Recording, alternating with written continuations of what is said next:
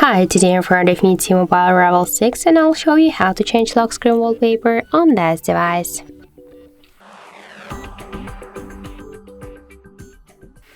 So first let's open the settings application and then tap on the wallpaper and style. Then here click to change wallpaper, and now we can select our new wallpaper from our device photos previously taken on camera in camera app or downloaded from the internet, for example.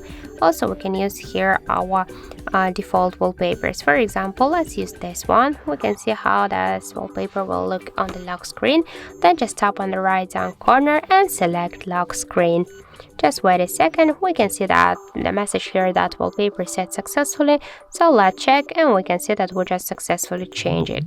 Also we have the second way how we can do that. Just first you should hold for a while the home screen, and after that you'll see the wallpaper icon, and by the same way you should just select the section and select new wallpaper. And that's it. So thank you for watching, and if you find this video helpful, don't forget to leave a like, comment and to subscribe our channel.